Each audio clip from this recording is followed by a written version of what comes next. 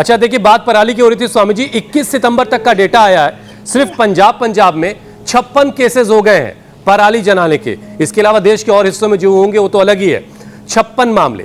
अक्टूबर नवंबर में ये कई गुना बढ़ जाएगा। ये सारी चीजें सर्दियों में सांसों की सेहत बनाए रखने के लिए और क्या क्या ऐसा किया जाए, कम से कम एनसीआर वाले ऐसा क्या करें ताकि वो अगली बारिश तक तो कम से कम ठीक ठाक चल सकें, क्योंकि सब कुछ तो बारिश के सहारे है।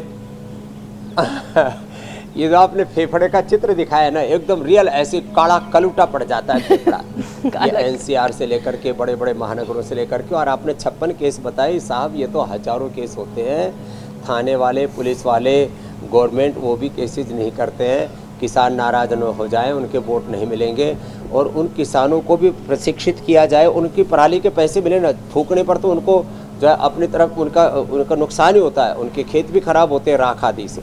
तो किसानों को पराली के पैसे दिए जाएं, और उसका वेस्ट मैनेजमेंट का जो है स्टेट गवर्नमेंट को सेंट्रल गवर्नमेंट के साथ मिल कर के और कुछ नया उसका प्रोविज़न ढूंढना चाहिए।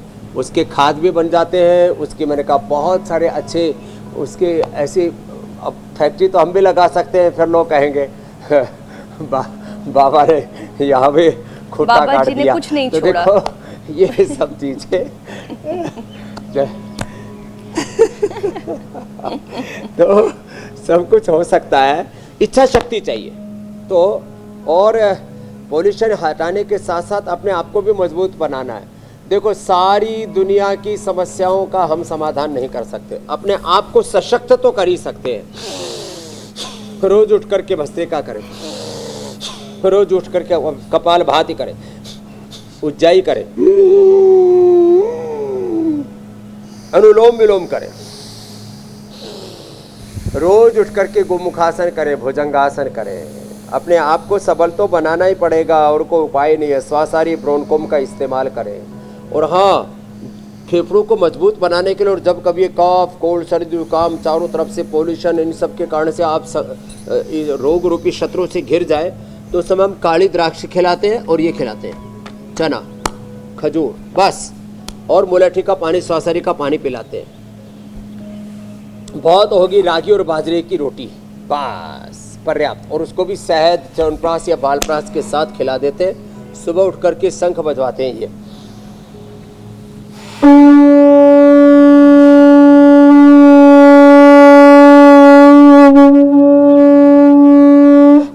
लंबा शंख बजाने का अभ्यास होना चाहिए। ऐसे जब एक बार फूंक मारे ना, तो ये सीधा नीचे 400-500 पर आ जाए कांटा लाल वाला। जब इसको खींचे तो कम से कम 10 बार यो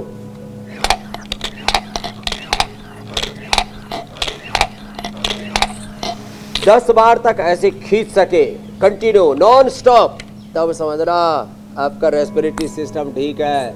नहीं तो आप ही लचर पचर हैं। और कायर सके न झेल फकीरी अलबे लारो, झेल फकीरी अलबे लारो मेल फकीरी। तो ये कायर लोगों के लिए धरती नहीं है, वीर भोग्या वसुंधरा है। स्वामी जी करें, कपाल भाती, अनुलोम विलोम करें, गोमुखासन और भुजंगासन, जैसे मैंने कहा उष्ट्रासन, ये बड़े जबरदस्त उपाय जी मेरे भाई।